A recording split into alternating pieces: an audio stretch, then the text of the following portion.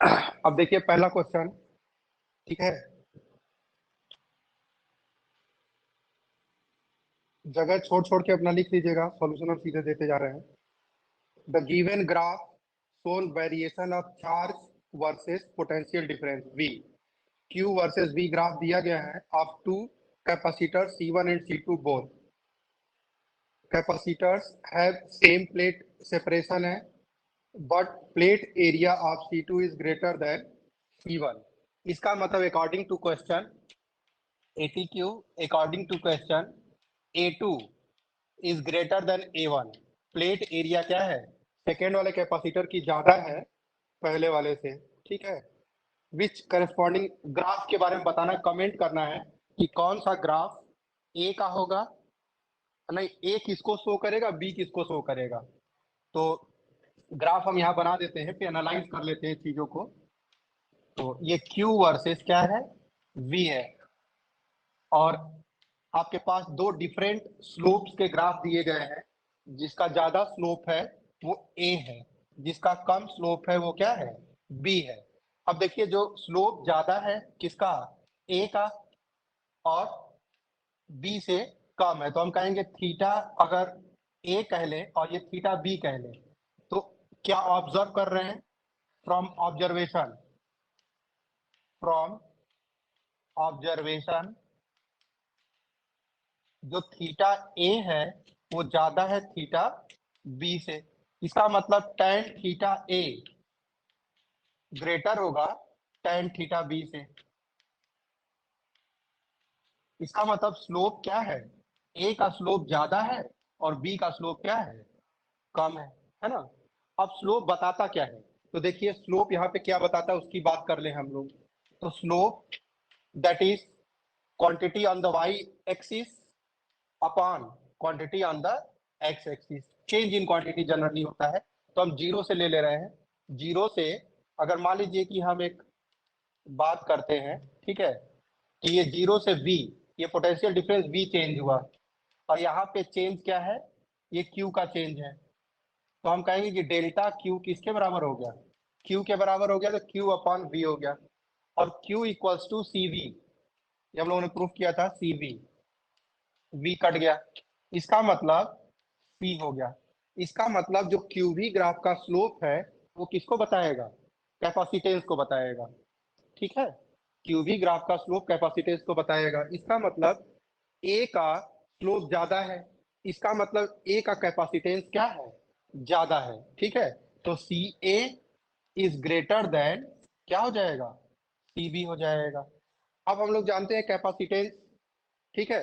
Capacitance क्या होता है, C equals to A epsilon naught upon क्या होता है, D होता है। अब उसमें कहा गया है कि प्लेट सेपरेशन पहले वाले कैपेसिटर और दूसरे वाले कैपेसिटर के लिए सेम है। एप्सिलॉन नॉट सेम होगा क्योंकि दोनों के बीच में वैक्यूम भरा हुआ है। इसका मतलब कैपेसिटेंस किसके डायरेक्टली प्रोपोर्शनल हो गया, ए के एरिया के डायरेक्टली प्रोपोर्शनल हो गया। इसका मतलब कि ए वाले के लिए जिसका एरिया ज्यादा होगा उसका कैपेसिटेंस ज्यादा होगा। तो ठीक है, तो हमसे कहा गया है कि A2 का क्या है, एरिया ज्यादा है। इसका मतलब कि ए वाला जो ग्राफ है वो किसको शो कर रहा है, दूसरे वाले कैपेसिटर को, C2 को शो कर रहा है। तो हम क्या कहेंगे, अब यहां से कहेंगे A2 इज, सिंस ये हमें दिया गया है A2 is greater than A1, imply C2 क्या हो जाएगा, ग्रेटर देन C1 हो जाएगा। और C2 ग्रेटर देन C1 है, तो यहाँ पे ग्रेटर कौन बता रहा है, ए वाला। तो ये किसको डिनोट करेगा, C2 को, और ये किसको डिनोट करेगा, C1 को। तो नोट कर लीजिए, हो गया। क्वेश्चन लिखिए, दूसरा क्वेश्चन। और दूसरा क्वेश्चन लिखो पहले, उसको छोड़िए।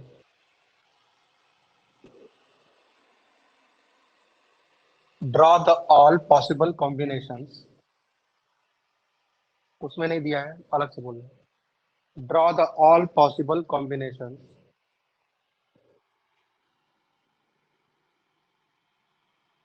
ऑफ थ्री कैपेसिटर्स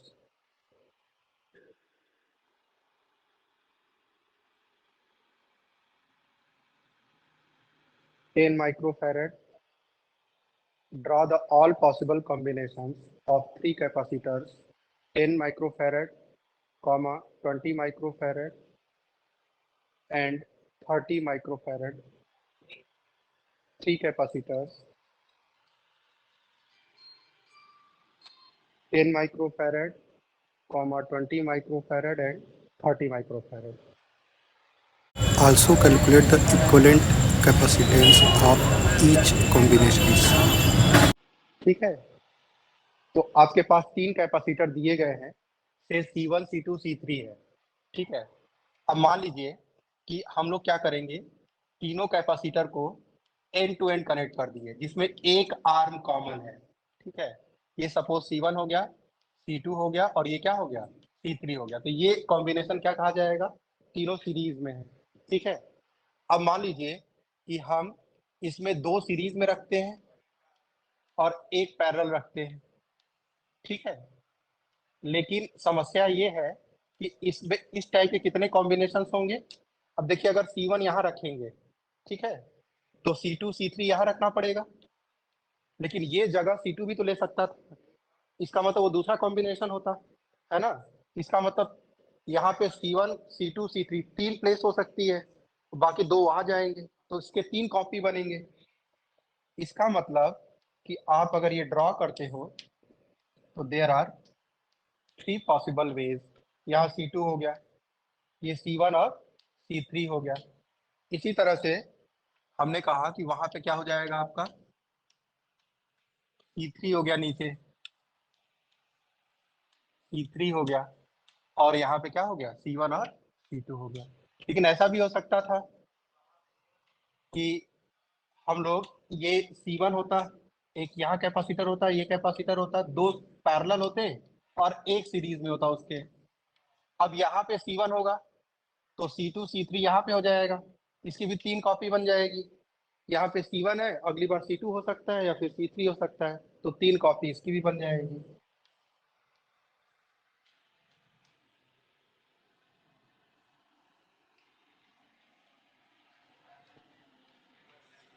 C2 हो गया, यहाँ पे C1 और C3 हो गया।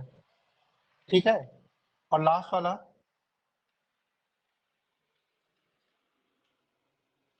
क्या हो गया, लास्ट वाला ये C3 हो गया, और यहाँ पे C1 और C2 हो गया। तो दीज आर द पॉसिबिलिटीज। और आखिरी पॉसिबिलिटी हो गई कि तीनों क्या हो जाए, पैरेलल हो जाए।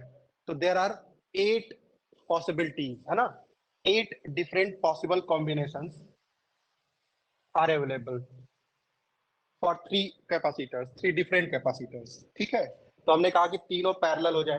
तीनों पैरेलल होने का मतलब हुआ कि इनके दोनों आर्म, इस कैपेसिटर के दोनों आर्म, इस कैपेसिटर के दोनों आर्म कॉमन हो जाए। इवन तीसरा वाला भी है, इसके भी दोनों आर्म क्या हो जाए, कॉमन हो जाए। ठीक है, ये तो these are the 8 possible combination, C1 C2 C3। अब 8 पॉसिबल कॉम्बिनेशन है, तो सब एक एक कॉम्बिनेशन को हम लोग देखते हैं। अगर नंबर ऑफ कॉम्बिनेशन कहा जाए तो देर आर 8 कॉम्बिनेशन।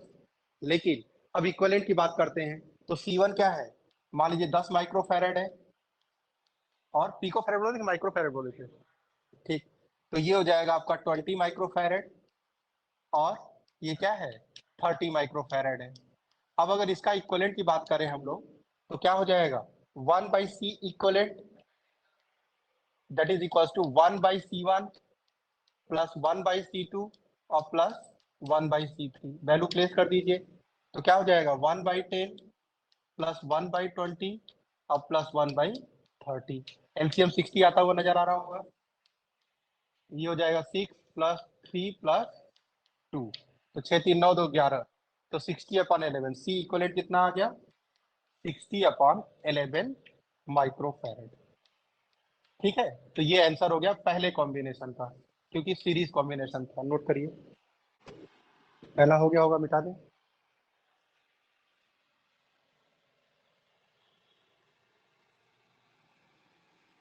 अब देखिए दूसरे में हम लोग के पास ये देखना है, ये मिक्स्ड कॉम्बिनेशन कहा जाएगा, ना तो कंप्लीटली सीरीज है, ना तो कंप्लीटली क्या है, पैरेलल है।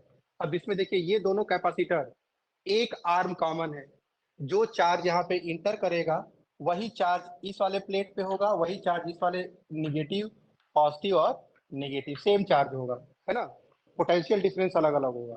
अगर सीरीज में है तो उनपे चार्ज एक आर्म कॉमन होगी और चार्ज सेम डिस्ट्रीब्यूशन होगा, सिंपल सी बात है। ये दोनों सीरीज में है और ये C1 और C2 सीरीज में है या पैरेलल है? C1 और C2 नहीं, पैरेलल होने के लिए दोनों आर्म कॉमन होना चाहिए। अब देखिए, इसकी ये आर्म और इसकी ये आर्म कॉमन है, लेकिन इसकी ये आर्म इसके साथ शेयर कर रही है, ना कि C1 के साथ शेयर कर रही है। तो C1 और C2 के दोनों आर्म कॉमन नहीं है या कॉमन शेयर नहीं कर रहे हैं। तो C1 और C2 ना तो सीरीज है और ना ही क्या है, पैरेलल है। इसका मतलब कि सबसे पहले आप इसे सॉल्व करोगे, क्योंकि ये क्लियर है कि ये क्या है, ये सीरीज में है। ये बात समझ में आया ना। तो सबसे पहले हम ऊपर बना रहे हैं, आप लोग नीचे बनाइएगा इसको नोट करके। तो हमने कहा कि इनका इक्वलेंट देखेंगे, तो पहले सर्किट डायग्राम ड्रॉ कर लेते हैं। और ये हो गया किसका इक्वलेंट, 2 और 3 का इक्वलेंट, C23 लिख दे रहे हैं, है ना। और उसके साथ ये क्या हो जाएगा, C1 हो जाएगा पहले। ये इक्वलेंट सर्किट डायग्राम है। तो हम वेयर ये क्या है, सीरीज में है, तो सीरीज के लिए फॉर्मूला क्या, C23 is equivalent capacitance of C2 and C3, जिसको हम C23 से डिनोट कर दिए हैं। That could be written as a 1/C2 और प्लस 1/C3। अब C2 को हमने क्या माना था, 20 माइक्रोफेरेड, और इसको 30 माना था माइक्रोफेरेड। तो 1/20 प्लस 1/30 कितना आ जाएगा, 63 प्लस 2 कितना हो गया, 5/60 मतलब 1/12, मतलब जो C23 हो गया वो 12 माइक्रोफेरेड हो गया। इसका मतलब ये 12 माइक्रोफेरेड आ गया। इसका अब जो 12 माइक्रोफेरेड है, ये 10 माइक्रोफेरेड के साथ क्या है, पैरेलल है। इसका मतलब कि अब इन दोनों को आगे प्रोसीड करेंगे, ये पैरेलल है, ठीक है। ये नोट कर लीजिए, तो हम मिटा के इसको करें। अब क्या करेंगे हम लोग, इन दोनों का इक्वलेंट, तो इसका इक्वलेंट हम प्लॉट कर देंगे। एक कैपेसिटर हो गया जिसे हम C इक्वलेंट नाम दे दे रहे हैं। अब C1 2 3 कौन कहे, है ना, लिख भी सकते हैं लेकिन फालतू लगेगा। तो हम कहेंगे कि ये दोनों क्या है, पैरेलल है। तो पैरेलल के लिए फॉर्मूला क्या होता था, सिंपली ऐड कर देते हैं। तो C23 और प्लस C1 हो जाएगा। C23 कितना आया है, C23 आया है 12 माइक्रोफेरेड और C1 है 10 माइक्रोफेरेड। टोटल आ गया 22 म्यू माइक्रोफेरेड। आई थिंक तीसरा और चौथा आइडेंटिकल है। पहले दोनों सीरीज सॉल्व करेंगे, जो उसका इक्वलेंट आएगा पैरेलल सॉल्व कर लेंगे, है ना। तो ये हम आपके लिए छोड़ दे रहे हैं होमवर्क। अब हम उठाते हैं पांचवा वाला। तो फिफ्थ में क्या है, देखिए, अगर हम C2 और C1 को देखें तो C2 और C1 सीरीज में है कि पैरेलल है, C2 और C1 देखो, हाँ देखो, इसकी एक आर्म इससे कॉमन है, लेकिन जो चार्ज इसके ऊपर होगा, एक Q1 चार्ज इसके ऊपर होगा, इधर से मान लीजिए Q चार्ज चला, तो यहाँ पे डिस्ट्रीब्यूट हो गया, इधर Q1 चला गया इस रास्ते, बचा चार्ज Q2 चार्ज इधर आ गया सपोज। तो Q1 चार्ज इसके ऊपर है, Q2 इसके ऊपर, ये दोनों जाके फिर वापस मिल जाएंगे और मिल के यहाँ पे Q चार्ज हो जाएगा। तो देखिए, एक आर्म ये कॉमन तो शेयर कर रहे हैं, लेकिन कॉमन चार्ज नहीं है, सेम चार्ज नहीं है। इसका मतलब कि ये सीरीज में नहीं होंगे। तो आर्म कॉमन होना चाहिए, चार्ज भी सेम होना चाहिए, मतलब इनके बीच में कोई भी थर्ड, है ना, डिस्ट्रीब्यूशन नहीं होना चाहिए, सिंपल सी बात है, ठीक है। तो इसका मतलब पहले हम लोग इधर जाएंगे ही नहीं। तो क्या देखेंगे कि सबसे पहले देखेंगे कि C2 और C3, C2 के दोनों आर्म, ये वाला आर्म और ये वाला आर्म कॉमन है। एक आर्म इधर कॉमन हो गया, एक आर्म इधर कॉमन हो गया, ठीक है। इसका मतलब C2 और C3 क्या है, पैरेलल है। और जो इनका इक्वलेंट आएगा वो इसके साथ क्या हो जाएगा, सीरीज में हो जाएगा। तो पहले हम इसको सॉल्व करेंगे। तो हम लोग कहेंगे कि एक इक्वलेंट सर्किट डायग्राम ड्रॉ करेंगे इसका, इन दोनों का इक्वलेंट। तो that could be written as a, ये वाला किसका इक्वलेंट है, 2 और 3 का, तो C23 लिख देंगे। और ये वाला C1 तो था ही, तो C23 क्या हो जाएगा, पैरेलल है, तो पैरेलल में सिंपली ऐड कर देते हैं C2 प्लस C3। C2 मतलब 20 ओम माइक्रोफैरड और प्लस 30 माइक्रोफैरड, ये आ जाएगा आपका 50 माइक्रोफैरड।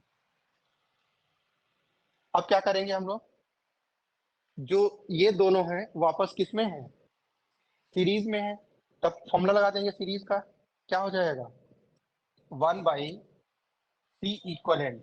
सर्किट डायग्राम ड्रॉ कर सकते हैं इसका, है ना, एक सिंगल हो जाएगा, तो हम कहेंगे 1/C23 और प्लस 1 बाई क्या हो जाएगा C1, that could be written as a 1/50 और प्लस 1/10। एलसीएम 50 हो जाएगा और ये हो जाएगा 1 प्लस 5, 6 हो गया। तो सी इक्वलेंट कितना हो जाएगा 50/6, 25/3। तो सी इक्वलेंट आ जाएगा, यहाँ पे लिख दे रहा है सी इक्वलेंट 25/3 माइक्रोफैरड।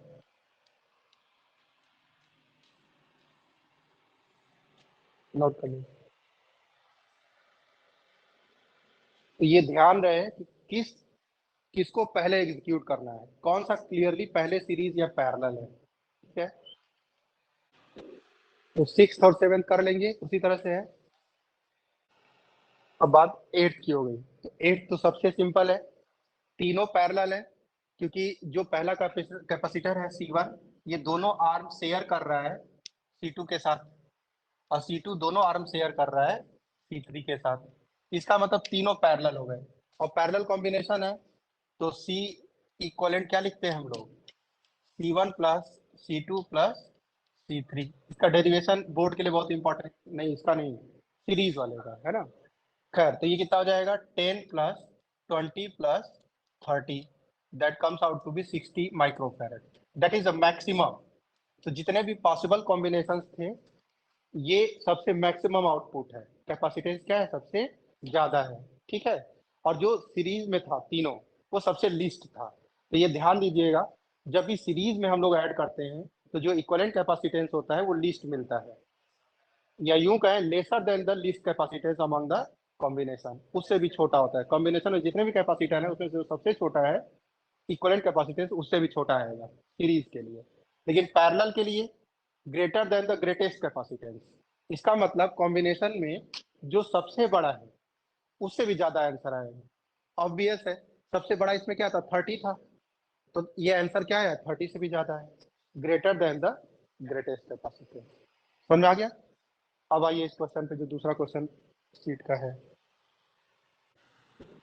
दिया गया 4 कैपेसिटर्स है,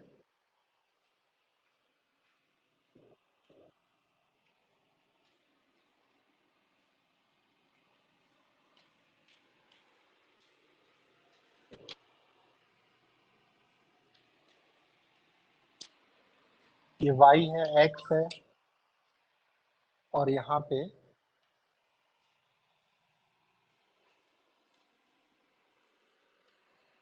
ठीक है, ये 10 माइक्रोफैरड, 10 माइक्रोफैरड है, 30 है, 20 है, 30 माइक्रोफैरड और 20 माइक्रोफैरड, और ये हो गया आपका 28 माइक्रोफैरड, ठीक। और आपको इक्वलेंट कैपेसिटेंस x और y के बीच में बताना है। अच्छा, एक चीज और हम लोग यूज करेंगे शॉर्टकट, है ना, कि अगर सीरीज है तो 1/C इक्वलेंट हम लोग कहते हैं 1/C1 प्लस 1/C2 सीरीज के लिए। इसका मतलब एलसीएम ले लो, क्या आएगा C1 C2 upon C1 plus C2, 1/C equivalent, तो C इक्वलेंट क्या हो जाएगा C1 C2 upon C1 plus C2। इसका मतलब ऊपर प्रोडक्ट ऑफ कैपेसिटेंस हो गया, नीचे क्या हो गया सम ऑफ कैपेसिटेंस। तो जब भी दो कैपेसिटर सीरीज में होंगे तो डायरेक्ट ये पूरा फॉर्मूला न लगा कि ये सारे स्टेप अवॉइड करेंगे और सीधे लगा देंगे प्रोडक्ट अपॉन सम, एक ही बार आ जाएगा आंसर।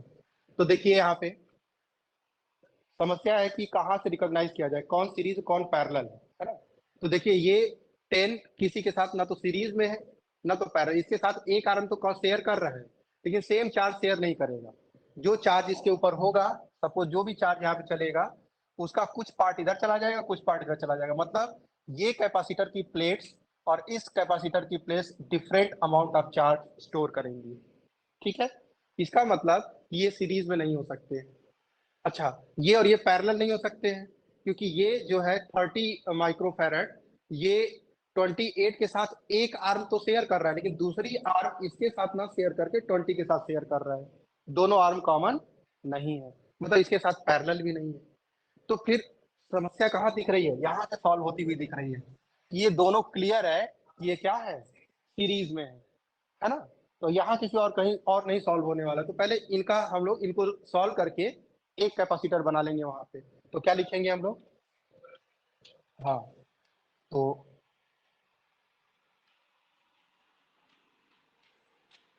ये y हो गया। अच्छा, यहाँ एक कैपेसिटर बनाना है। ये इक्विवेलेंट लगा दिया हम लोगों ने, दैट इज वन कैपेसिटर से हमने मान लिया C डैश है ना, या C1 मान लिया। तो C1 is the equivalent capacitance of 30 and 20 microfarad. तो यहाँ पे C1 क्या लिखेंगे?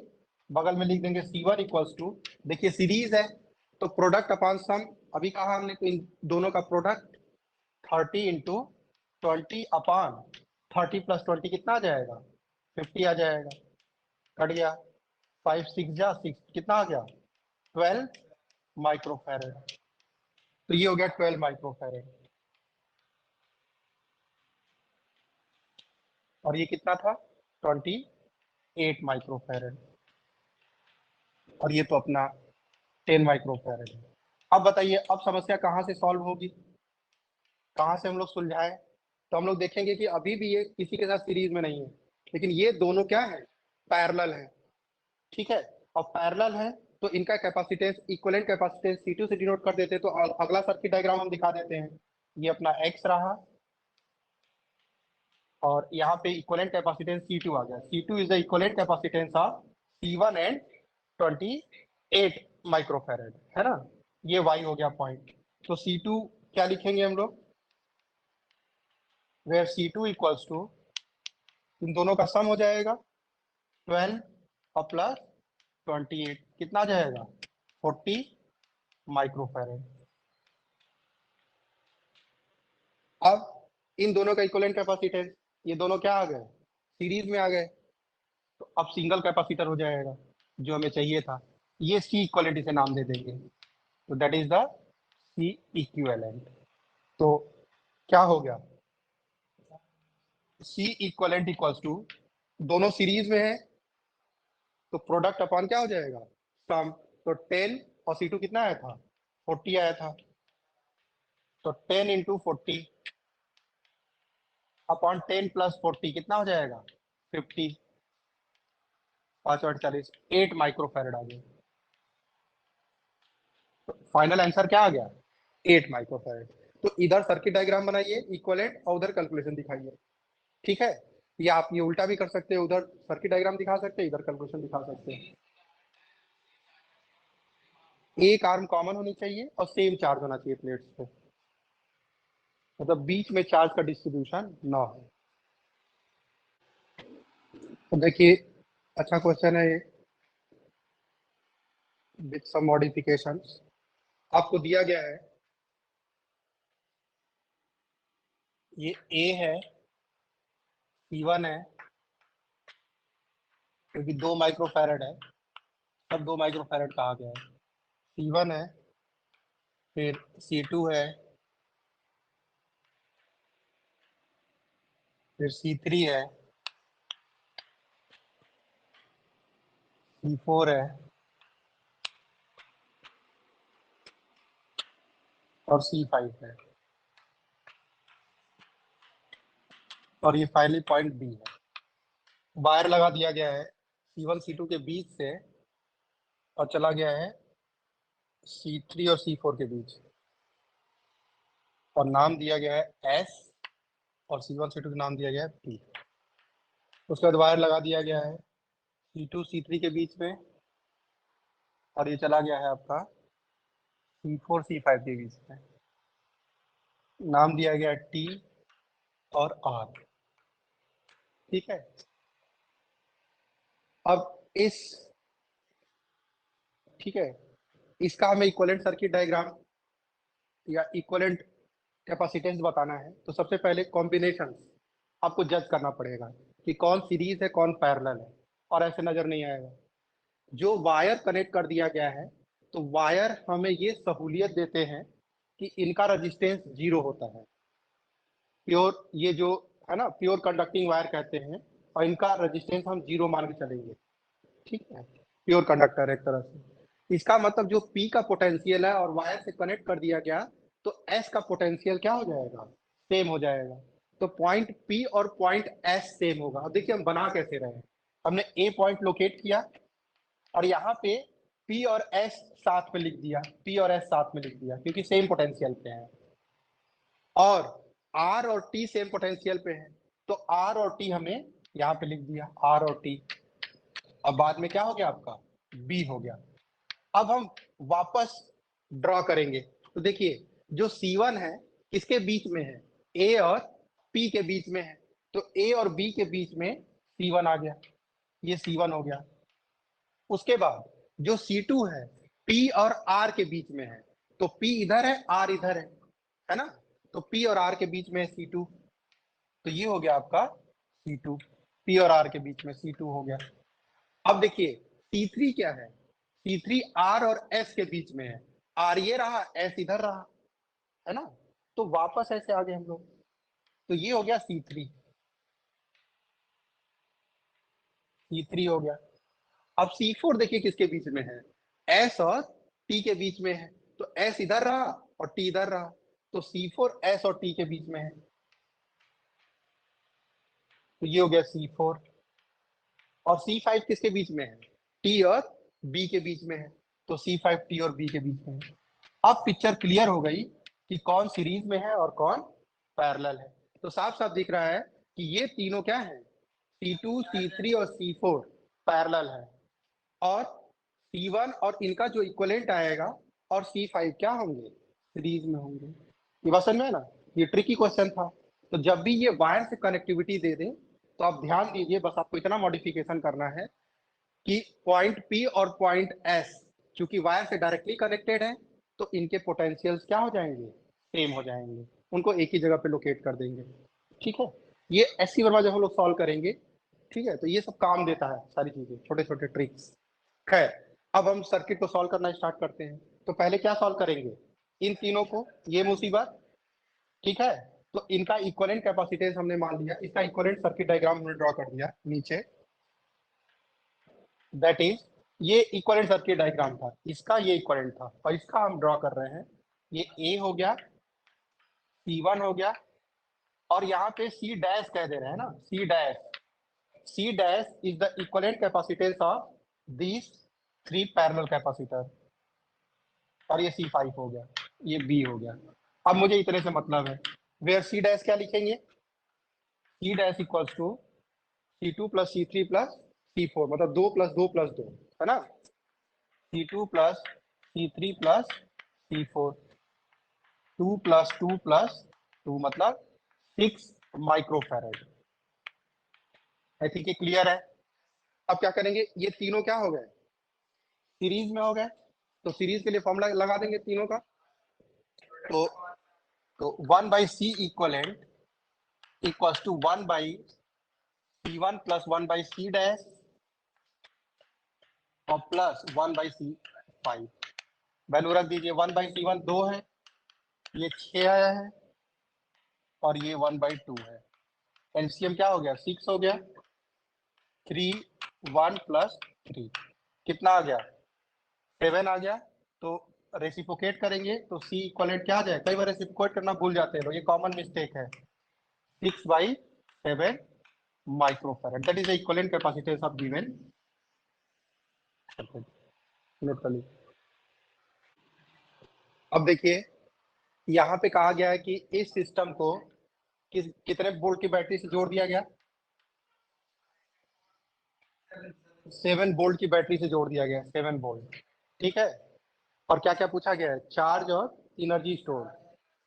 इसका मतलब कि हम इतने कैपेसिटर को डील करने से अच्छा इसके इक्विवेलेंट कैपेसिटेंस को ले लें, इसको बैटरी से जोड़ दिया गया 7 वोल्ट बैटरी से, और ये कितना आ गया था 6/C इक्विवेलेंट आ गया 6/7 माइक्रोफैरेड।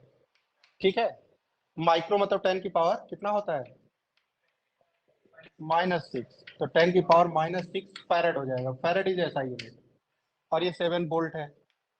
अब हमें क्या पूछा गया, चार्ज पूछा गया है, चार्ज।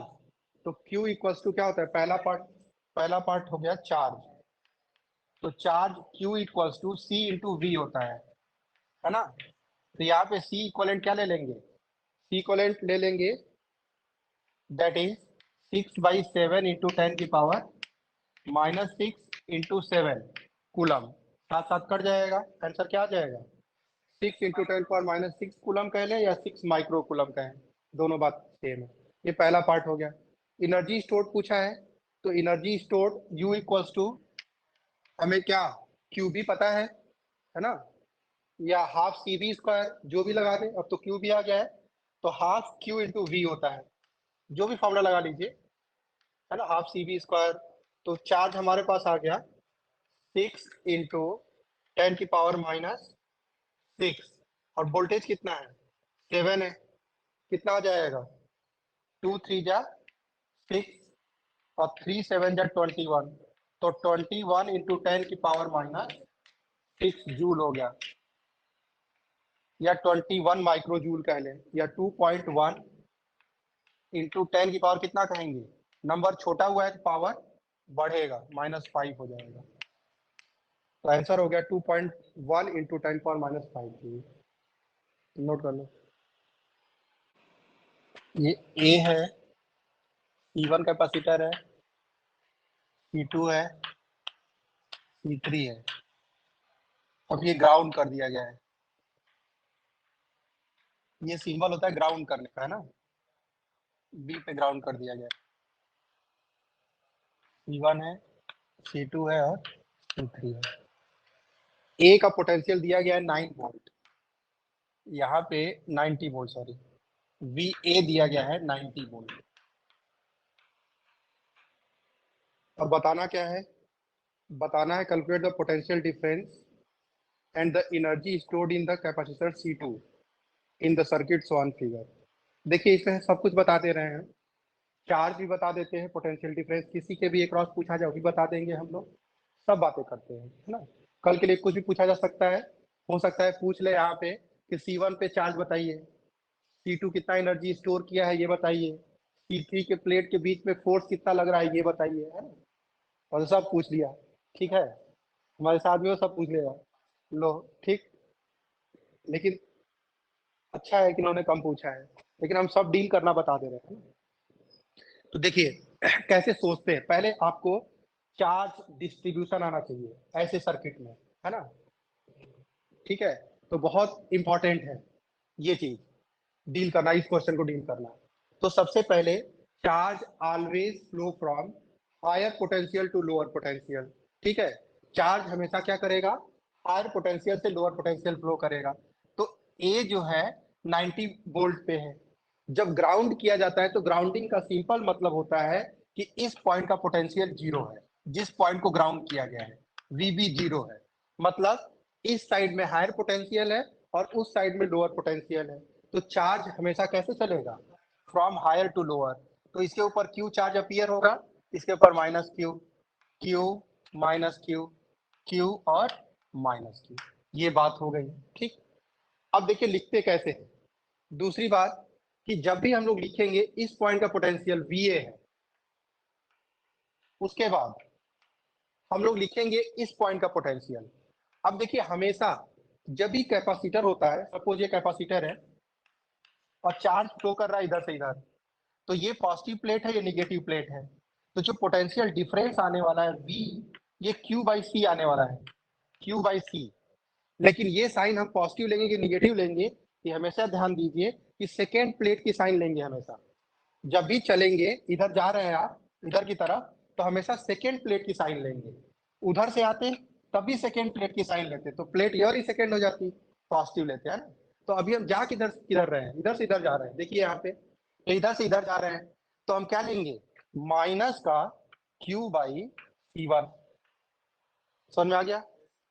फिर यहां से यहां जाएंगे, इसको क्रॉस करेंगे, तो फिर सेकेंड प्लेट की साइन क्या हो जाएगा, माइनस का Q/C2। फिर यहां से यहां क्रॉस किए तो फिर क्या हो जाएगा, माइनस का Q/C3। लेकिन कहां पहुंच गए, जीरो पोटेंशियल पे, तो इक्वल टू क्या लिख देंगे, जीरो लिख देंगे। तो बस समझ में आ गया। अब सारी वैल्यू डाल दीजिए। VA कितना दिया गया है 90, माइनस Q दिया नहीं गया है, निकालना है। C1 कितना दिया गया है,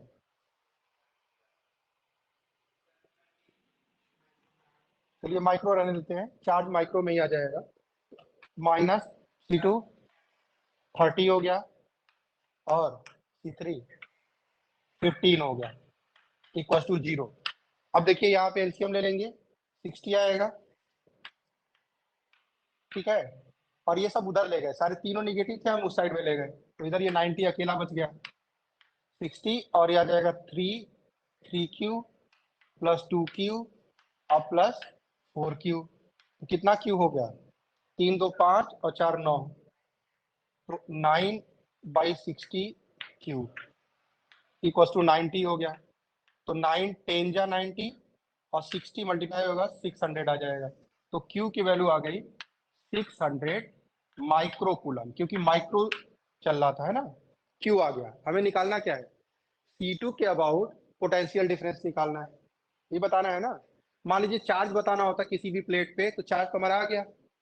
एनर्जी स्टोर बताना होता तो हम Q²/C लगा देते, फॉर्मूला 1/2 Q²/C लगा देते, जिसके भी अक्रॉस पूछा जाता, है ना। खैर ये पूछा नहीं गया है, हमसे बस पूछा गया PD, पोटेंशियल डिफरेंस अक्रॉस क्या, किसके cross.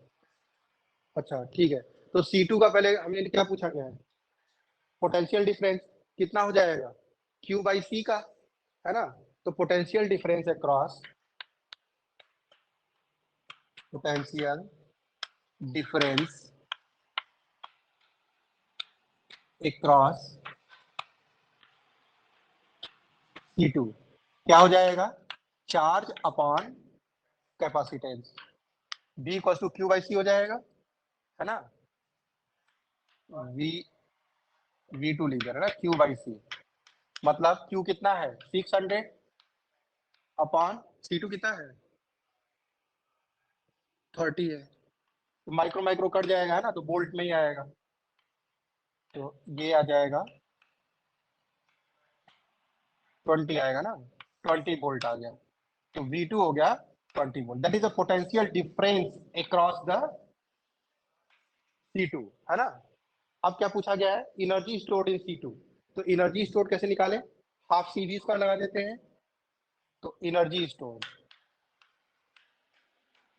Energy stored in C2 से U2 equals to capacitance of the capacitor, voltage जितना भी उसके पास, हाफ CV²। तो हाफ C कितना आ गया हमारे पास, C दिया गया था C2, तो यूनिट बदल लीजिएगा, है ना, ये मिस्टेक होती है। 13 × 10⁻⁶ और वोल्ट कितना आया 20 का स्क्वायर, ठीक है। तो ये आ गया 15 और ये 400, तो 400 15 चौके 60, ये 2 जीरो इंटू 10⁻⁶ जूल, मतलब 3 जीरो यहाँ कम कर देगा, तो 6 इंटू 10⁻³ जूल, या 6 मिली जूल कह सकते हैं। तो दैट इज आंसर, तो नोट कर लीजिए। ये ध्यान रहे, किसी पे चार्ज, किसी के क्रॉस पोटेंशियल डिफरेंस और किसी में एनर्जी हम बता सकते थे।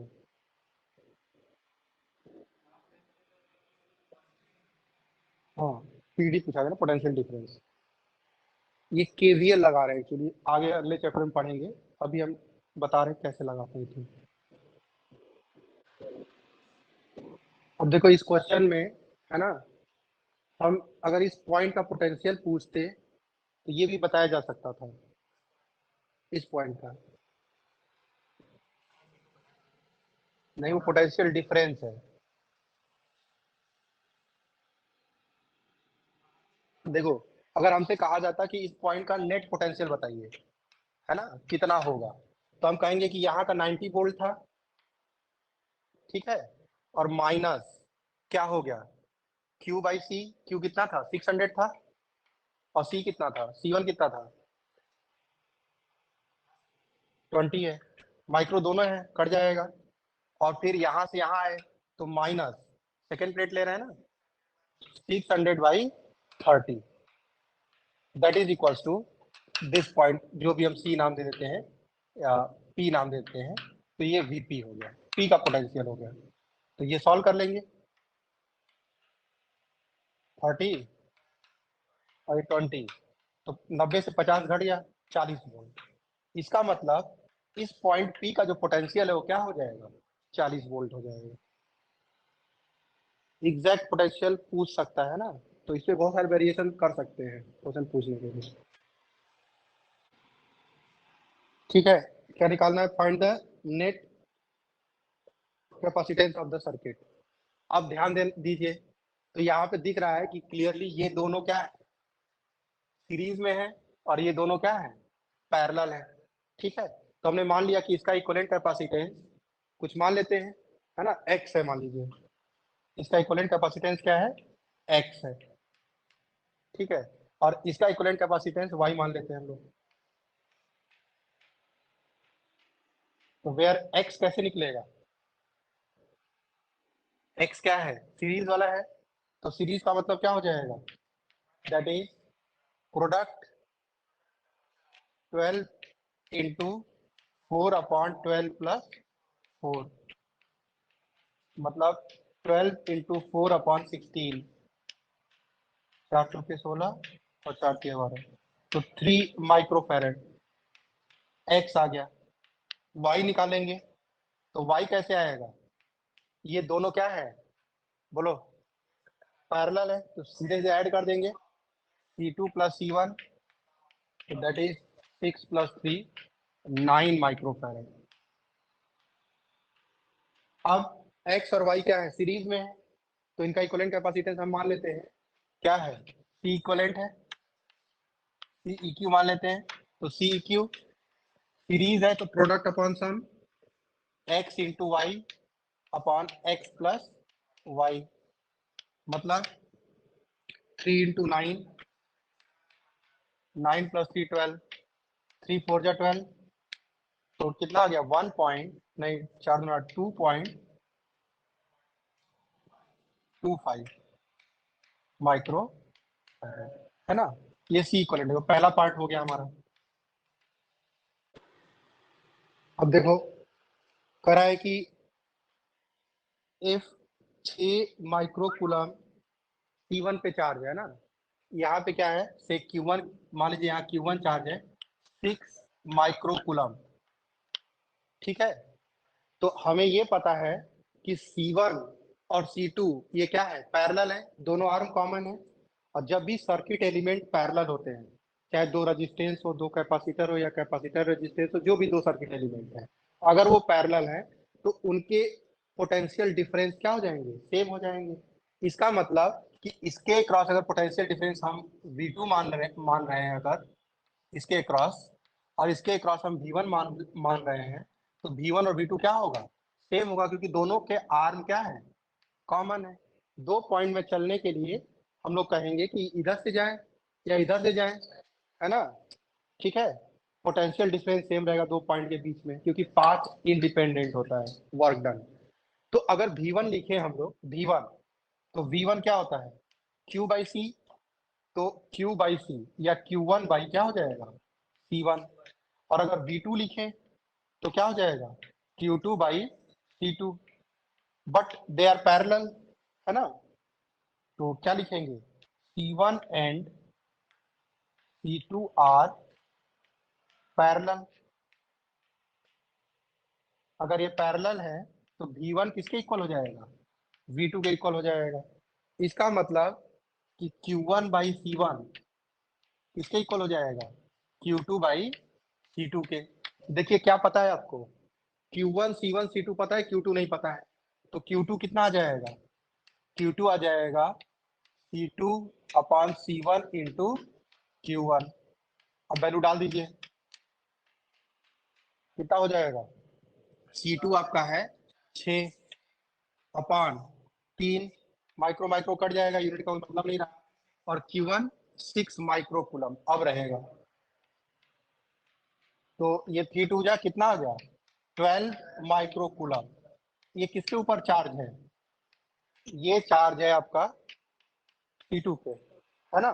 इसका मतलब इसके ऊपर जो चार्ज आ गया Q2 कितना आ गया 12 माइक्रो कूलम। ये बात समझ में आ गया, ठीक है। अब 6 माइक्रो कूलम यहाँ आया है, तो देखिए ये चार्ज यहाँ से जब चला था तो कुछ पार्ट इधर आ गया था, जो कितना है 6 माइक्रो कूलम, और इधर से जो इधर चार्ज गया है वो कितना है 12 है। इसका मतलब इधर कितना रहा होगा, ये क्यू क्यू कितना रहा होगा, हाँ अकॉर्डिंग टू चार्ज कंजर्वेशन जो क्यू रहा होगा 12 प्लस 6 18 माइक्रो कूलम। और ये जो क्यू है ना, वो इन दोनों प्लेट पे भी होगा, इन दोनों प्लेट पे ही होगा, क्योंकि ये सीरीज में है ना। तो दोनों के पास चार्ज कितना हो गया 18 माइक्रो कूलम और 18 माइक्रो कूलम। ये बात समझ में है ना। और इसके पास 12 और इसके पास क्या हो गया, पूछा किसके पास है, C3 पे भी 18 हो गया और C4 में भी 18 हो गया। और क्या पूछा है, दोनों पे।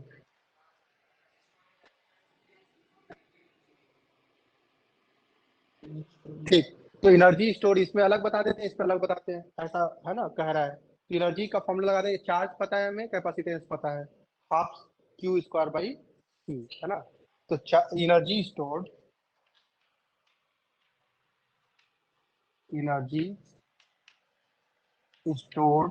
इन C3 क्या हो जाएगा, U3 equals to 1/2 Q square by C, है ना। सी क्या लेंगे हम, C3 लेंगे, चार्ज कितना लेंगे 18 आया है ना। लेकिन 18 को चेंज कर लीजिए, 18 माइक्रो है ना कूलम है, तो 10 की पावर क्या हो जाएगा -6। हमेशा SI में डील क्या करिए। और C3 कितना है, C3 की वैल्यू कितनी है 4 इंटू 10 की पावर -6। ये सॉल्व कर लेंगे, इतना जूल आ जाएगा, नोट कर लीजिए। ये ध्यान रहे, जब भी हमें एनर्जी निकालनी होती है, चार्ज निकालना, तो सिंगल कैपेसिटर के क्रॉस सब पीडी वीडी लेते हैं, पोटेंशियल डिफरेंस, है ना। यहाँ जब निकालना हो तो इसका कैपेसिटेंस कितना है, ठीक है, इस पे चार्ज कितना है, इसकी बात करनी थी सिर्फ, है ना।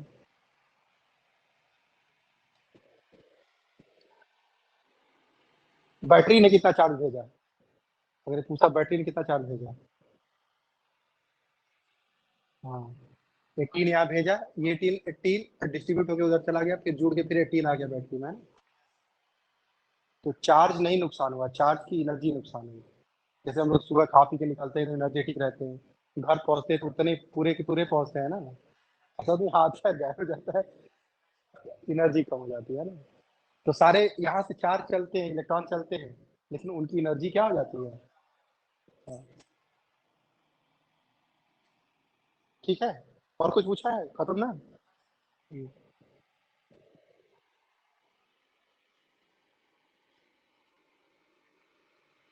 A 12 pico farad, last question है, a 12 pico farad capacitor is connected to 50 volt battery, how much electrostatic energy stored in capacitor, ठीक है।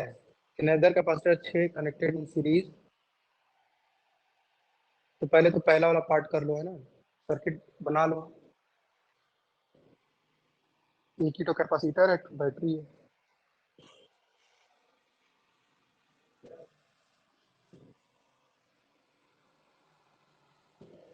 यहाँ से सबसे ज्यादा आता है बोर्ड में, है ना, जो हम करा रहे हैं आज क्वेश्चन। और अभी बहुत वेरिएशन इसमें होने वाला है ना, बहुत क्या मतलब बहुत छोटे छोटे वेरिएशन होंगे अच्छे प्रोसेस के लिए, वो धीरे धीरे कवर हो जाएगा, लेकिन जितना हम कराए हैं आज उतना समझ में आना चाहिए। तो 12 पिको फैरेड है, तो 12 पिको फैरेड कैपेसिटर है, और इसको बैटरी से जोड़ दिया गया। कितना वोल्ट बैटरी है,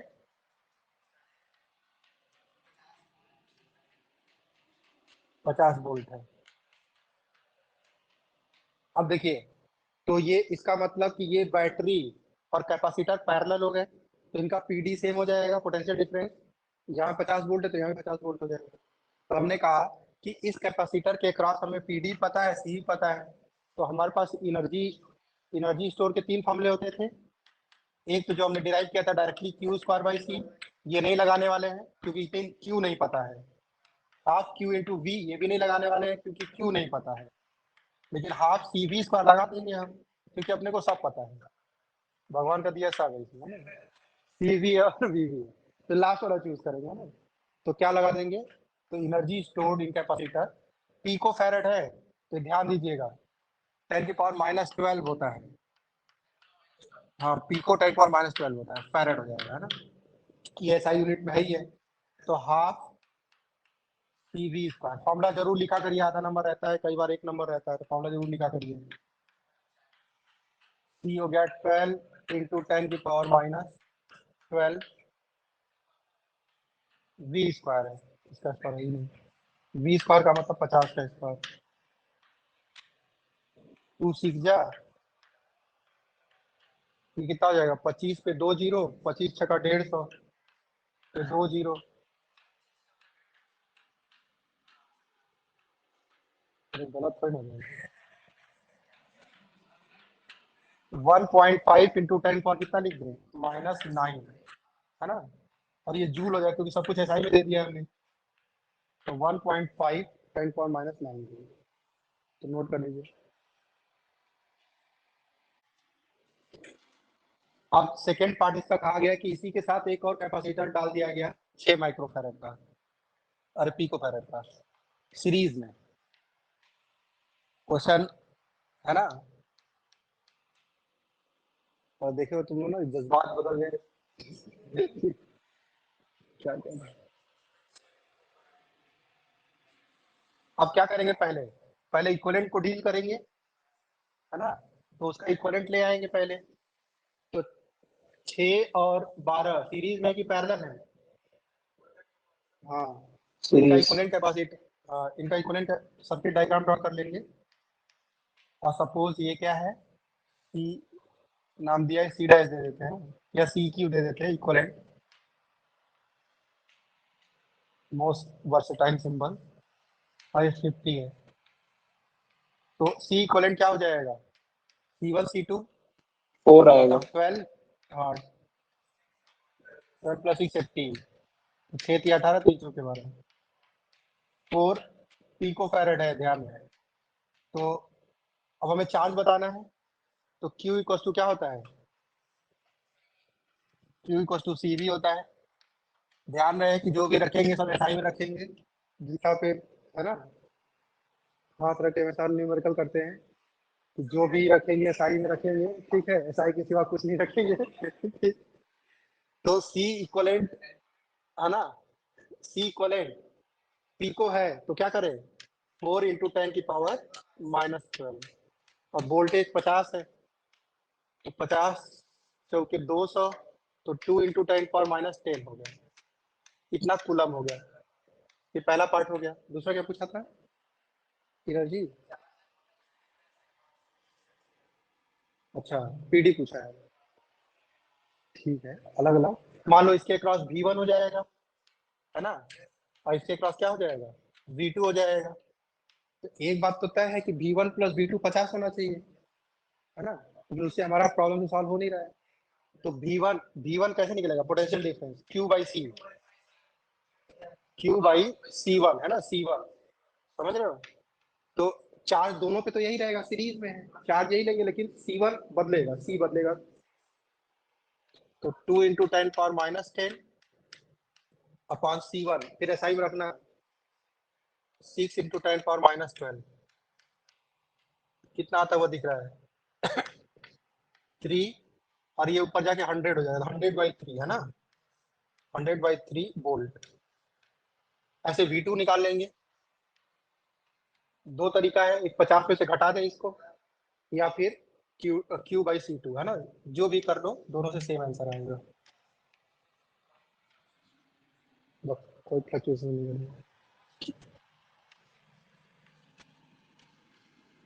10⁻10 और C2 कितना है?